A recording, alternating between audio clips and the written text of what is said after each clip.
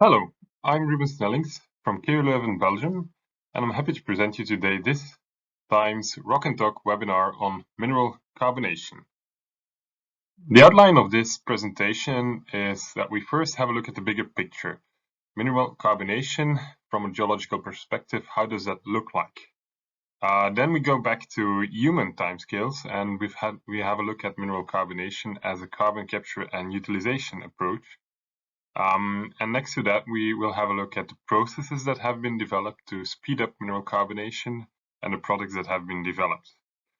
We'll also have a look at from which materials and resources we can make mineral carbonation products and what this would mean in terms of carbon reduction impact on a global level before we go into conclusions and perspectives. So, the bigger picture, the carbon cycle on our planet Earth. In this figure, you can see most of the components of the short cycle of the carbon cycle. Basically, it means that here you can see the interactions between the atmosphere, the biosphere, and the hydrosphere, where we see the reservoirs within the brackets and the fluxes between the reservoirs. So, for instance, we can see that photosynthesis is bringing approximately 100 gigatons of carbon into biomass from the atmosphere, while respiration and decay is emitting approximately the same amount to the atmosphere as well. So there's a balance there. Also between air and sea, there's an exchange balance. And we can also see on this figure that there's also this fossil fuel reservoir that we use as humans, and we use as a power source. And by burning those fossil fuels, actually what we do is we emit carbon. And this carbon, to a large extent, ends up in the atmosphere. 3 gigatons of the 10 gigatons that we emit goes back to biomass. About 2 goes back into the oceans, can result in acidification, but most of it stays in the atmosphere, giving rise to increasing CO2 concentrations. So here we see fairly large fluxes and fairly small reservoirs. This opposed to what we see in the long cycle. In the long cycle, we look at how carbon is cycled in the lithosphere, in the Earth's crust, basically. There we see large reservoirs, much larger than before, millions of gigatons of carbon, but rather small fluxes, so smaller as before. The main reservoirs are calcium carbonate, limestone, and kerogen. That's organic carbon in all of its ways of appearance. We see that we have these large reservoirs, but the fluxes are fairly small. We have emissions from volcanic degassing, and we have carbon sequestration or uptake by solids by silicate weathering. This is expressed in this fairly simple reaction equation where we start from a calcium silicate that reacts with CO2, and forms calcium carbonate and silica. Well, so we have this reaction where we can, by weathering, actually sequester CO2. Does this really have an effect then on climate? Well, actually, yes, on the long term. On the long term, climate, high temperatures and so on, and mountain building, so uplift of certain areas, have negative feedback on temperature. Higher temperatures accelerate weathering and as an effect lower CO2 concentrations. Mountain building exposes more rock that can take up eventually the CO2. So on a very long term, we see, for instance, that we came from a greenhouse period like 50 million years ago, but that through the starting uplift of the Himalayas, we've been shifting into an ice age period with much colder temperatures. So yes, on the long run, this carbonate-silicate cycle does play a role. However, is that then a solution for our current climate crisis? Well, actually not. Unfortunately, it won't save our climate. The fact is that this is a very slow kind of thermostat with a period of typically hundreds of thousands of years before it really kicks in. So as we can see in the temperature variations over the last glaciation periods, or even very recently through the increase in CO2 concentrations since the Industrial Revolution, we will not be able to count on the natural carbonate silicate cycle to reduce or to react and provide negative feedback on global climate. This is obviously what we see. We see the consequence of climate change by deadly wildfires, by inundations, by thawing permafrost. We see that these catastrophic events will be getting more intense and more frequent in the future. In order to mitigate this, we clearly realize that we have to reduce CO2 emissions. This is what you see also in the policy plans of many countries worldwide. Here is the example from Europe, the Green Deal that sets out a path to carbon neutrality by 2050.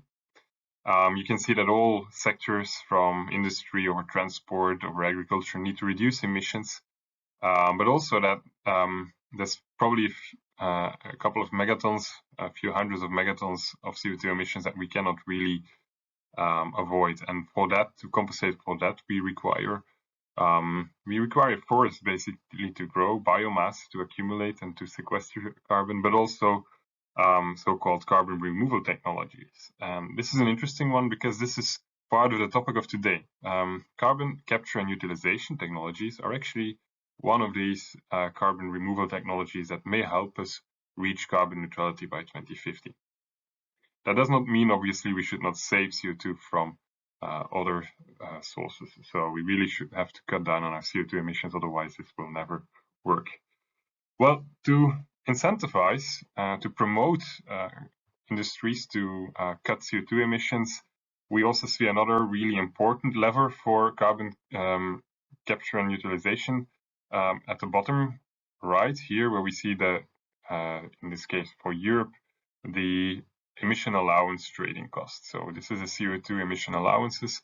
You can see that this reached 100 euros per ton this year. So this is fairly high and also explains why there's quite a substantial interest in carbon capture and utilization.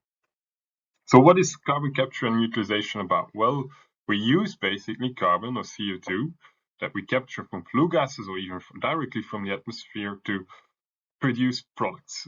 What sort of products are we thinking of? Well, you can see here on the graphics on the left and the right, same materials. And what is really striking is that aggregates and concrete construction materials are considered to be main sinks of CO2 or targets for CO2 utilization that can also bring significant amount of revenue. Well, will that really be enough materials around to do this and to help us with climate change mitigation? Well, at least from a very broad perspective, we can have a look at where we will find calcium, magnesium, and other elements that can bind with carbon, basically as carbonates. Calcium, magnesium are clearly the most stable carbonates, calcium, magnesium carbonates, and they're actually also present in fairly large amounts in the Earth's crust. It's not so easy maybe to get them out of the silicates, but eventually calcium carbonate and magnesium carbonate are at the Earth's surface the most stable minerals. And just as a note, calcium, for instance, is present as 4% of the Earth's crust, but carbon is much less present. So it's only 0.02% of our Earth's crust. So in principle, that's more than enough of these cations to bind with carbon. Well, in principle, there is enough supply of carbon.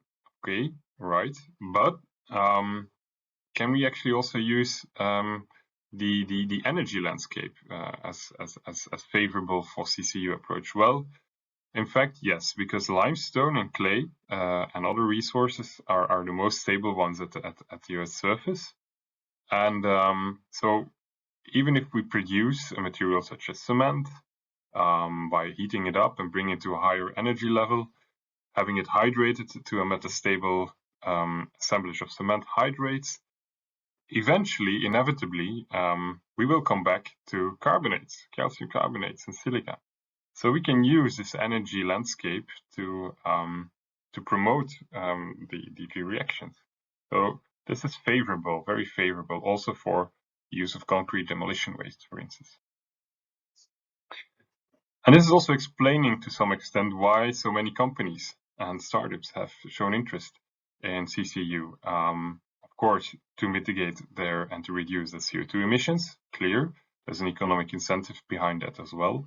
But also, it shows that CCU and mineral carbonation CCU is technologically interesting and feasible.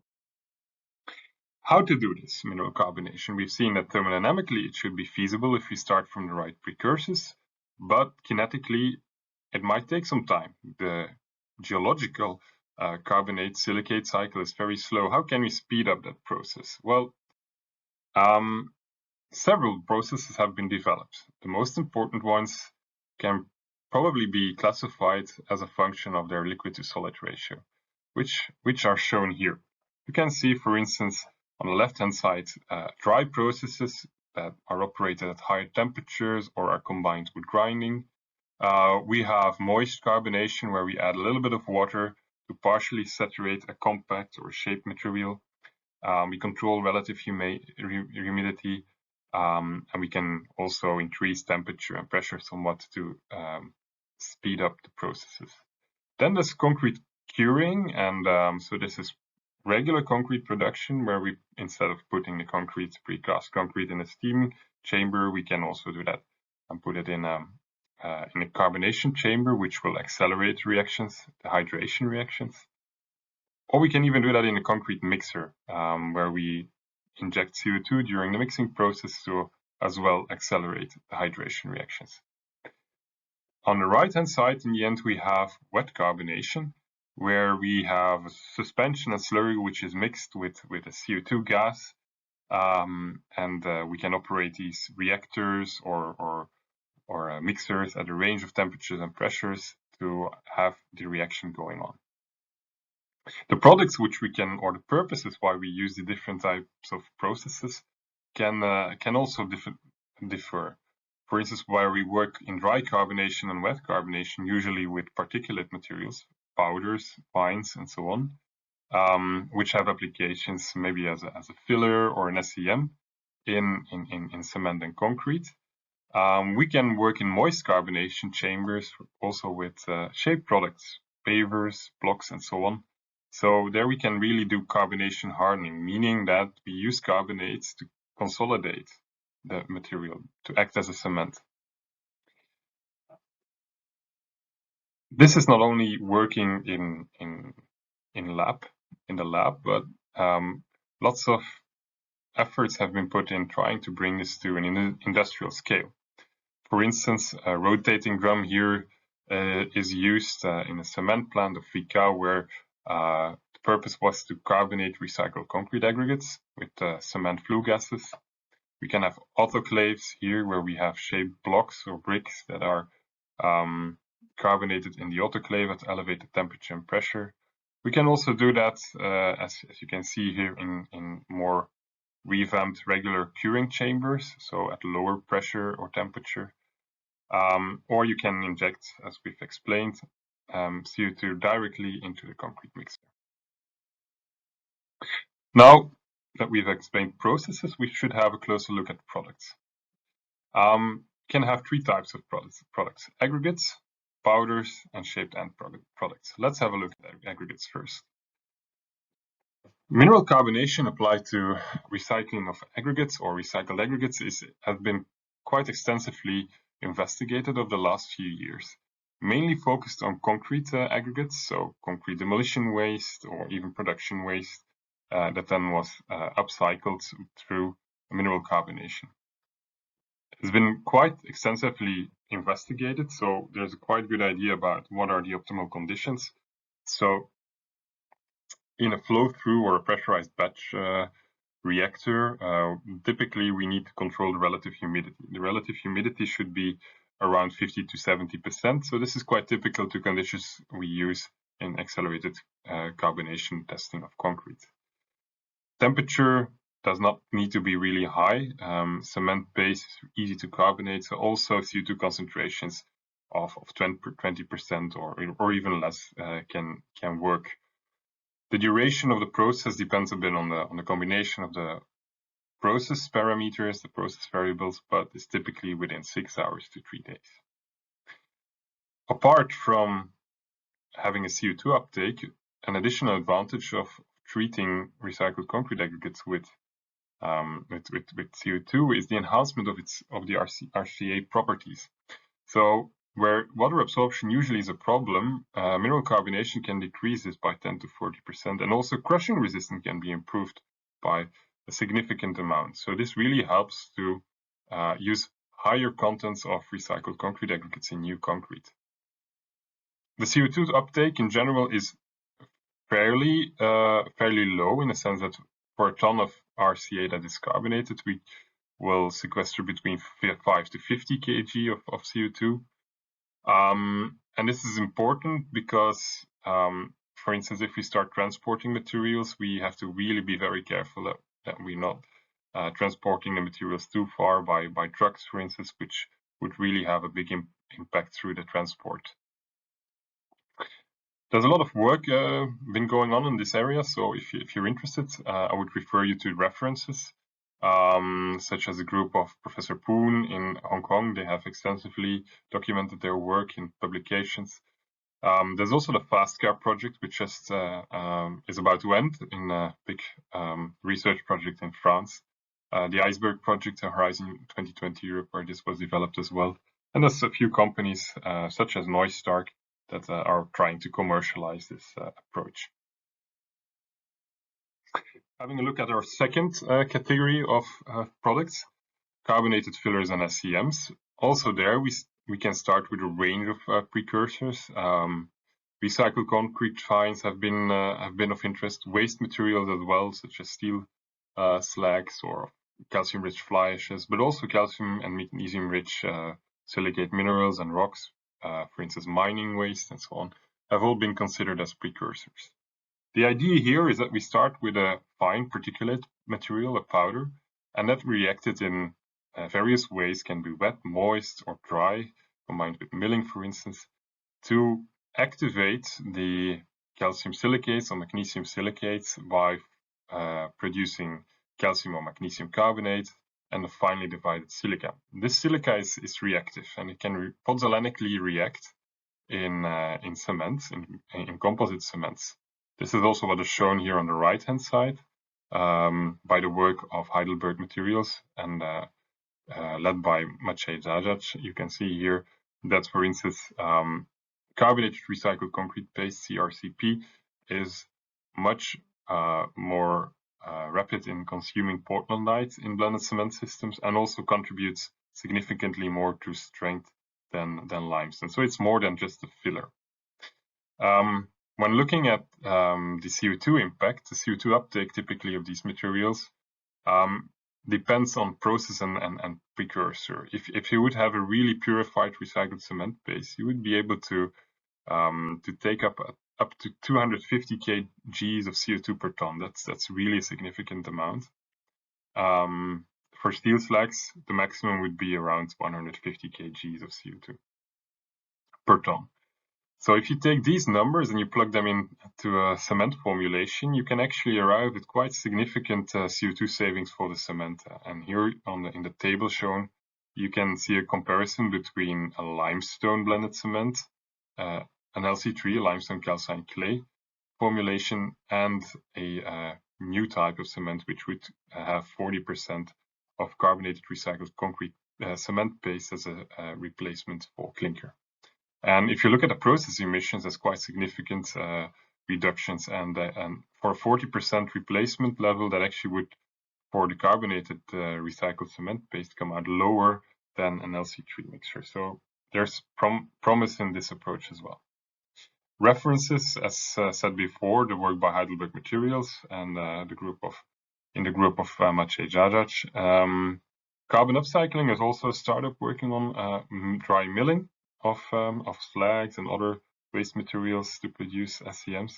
And there's a Horizon Europe project, Carbon for Minerals, which is also going deep into the application and upscaling of this.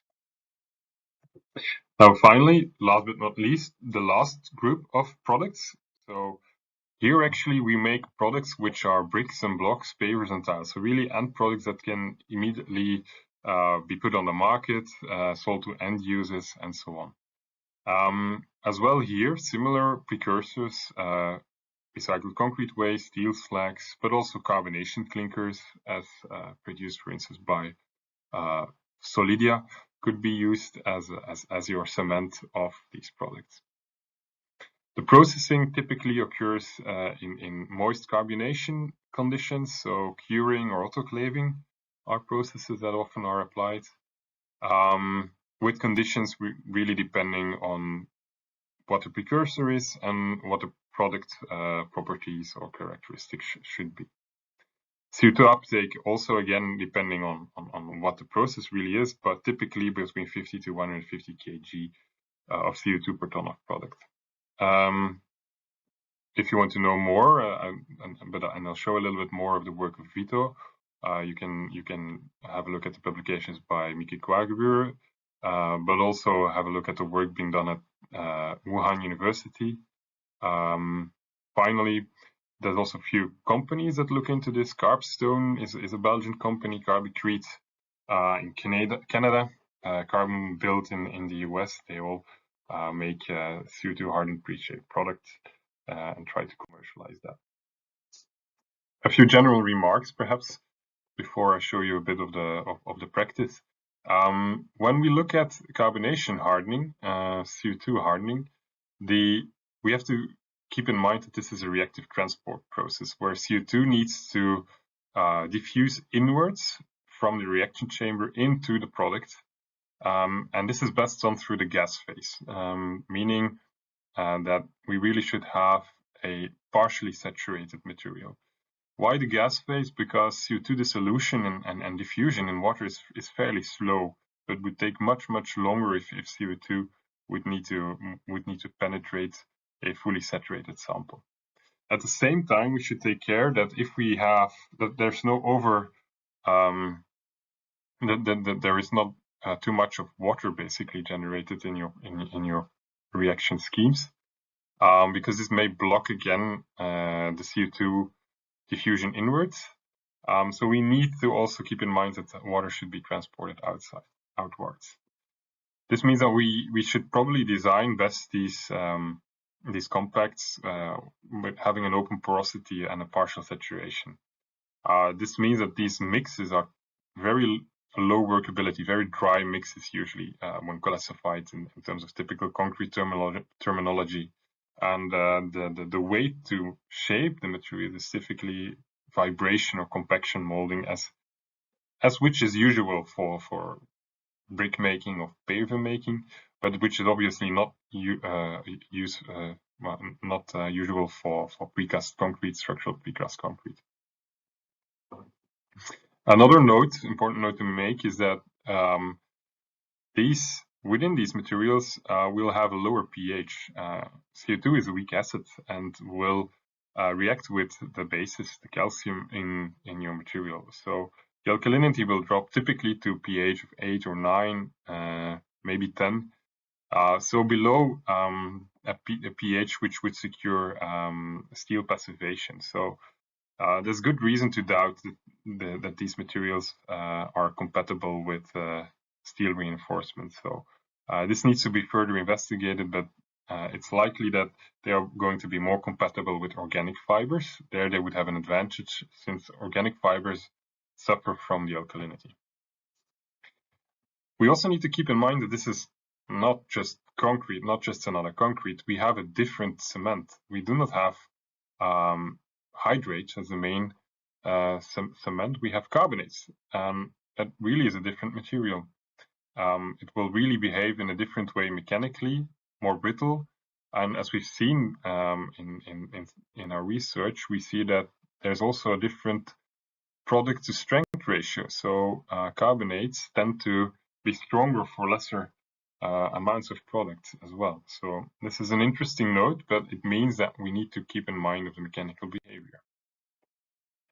So how would that work? How would that look like? So for instance, here you have steel slag, calcium and magnesium silicates. They are reactive to CO2. They are finely ground to take out leftover steel, and then they are compacted in a shape, for instance a block as shown here, which is then placed into a curing chamber, an autoclave, and hardened. So carbonates are really the cement. And these products in the end, in terms of performance, they really meet standard concrete products standards. Here we can see a correlation, for instance, showing that carbonates are really the cement, or indicating that at least, because you can see for a given precursor that having more carbonates really improves your compressive strength. These carbonates, they can look really nice and they grow really on the surface of your initial grains, and they actually form a stable structure by connecting through the carbonates formed on top of other grains. This has actually been industrially implemented as well, so we are beyond the lab stage as well here.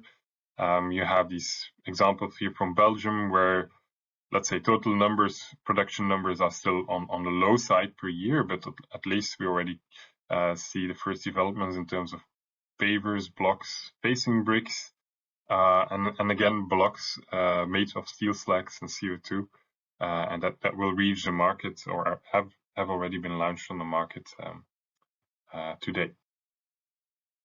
Now, a few words on resources as well, and the link to carbon reduction potential. As mentioned a couple of times before, we have these two categories of resources that can be used for mineral carbonation. On the one hand, we have recycled resources and waste, cementitious product wastes, slags, ashes, and so on. On the other hand, we have manufactured precursors, like Portland cement that you could carbonate, like the classical lime, which is actually also a carbonate precursor in many cases, at least when used in the built environment. Or like sometimes also specifically designed carbonation clinkers, such as wollastonite clinkers or rankinite clinkers. What are the differences? Of course, recycled resources, they and waste materials, they come without an impact, basically. As a waste material, all the production impacts are associated or assigned to the real products of the processes that generate this waste. So limited associated direct CO2 emissions, so you get it sort of for free. What is a disadvantage, obviously, is that you're really linked to the supply constraints, to the supply of through this generating process, through the steel mill, through the coal combustion plant, and when the steel mill closes or when the coal combustion plant closes, you will run out of your resources. So that's a constraint and a disadvantage. Also, we need to keep in mind that environmental compatibility, leaching, and so on can be issues, and this should be tracked, and this should be really we should be really sure that the products we made are safe for the environment, but also safe for the users in the end. For manufactured precursors, we can of course design more the products, and we are not really linked to the supply of another process through the supply of another process. Raw materials are abundant to make these clinkers, but we have to account for the production cost and the process emissions. So that's pretty big difference here. Now, in terms of CO2 reduction potentials, we have some numbers here, but we have to treat them a bit carefully, because in these high-level inventory studies that look at the global scale, the global availability, for instance, of waste materials that can be carbonated, there's a couple of assumptions which are, well, we need to treat carefully. So usually maximum CO2 uptake in these materials is considered, maximum utilization of these materials is considered. It's also assumed that infrastructure and markets are there for these products, and of course that we can do run mineral carbonation using low carbon energy. Still, it's interesting to show results, because it does indicate that potentially mineral carbonation can play a substantial role in taking up carbon or reducing carbon emissions. On a global level, directly through carbonating of waste, we can save up to 300 megatons of CO2 per year. And if we, according to the authors, would also take into account indirect savings, for instance, by not using certain carbon-intensive materials or substituting that with the products that we make through mineral carbonation, these savings could be even tenfold, up to 3 billion tons of CO2 per year, which is quite significant. A recent study for Europe took a slightly different perspective by including also primary resources such as olivine, calcium or magnesium silicate mines as a way to sequester and use CO2. They come out at a number of 160 megatons per year for Europe. Now, perhaps these numbers are a bit abstract, so let's try to compare these. So if we compare these to the global CO2 emissions in 2020, well, we can see that these numbers are fairly small. 38 billion tons is the yearly emission in 2020. However, when we look at, for instance, the EU cement sector emissions, these are estimated to be around 110 to 120 megatons in 2020, then you can see that they kind of match up. So there, it is actually potentially significant. Now, to finalize the talk with some conclusions and perspectives, I'm going to give you my main takeaways, and that's that mineral carbonation is really gaining traction as a way to produce low carbon and carbon negative construction materials such as aggregates, fillers or SCMs for cement, but also pre-shaped products, blocks and tiles that can directly go to end users. This is really ramping up.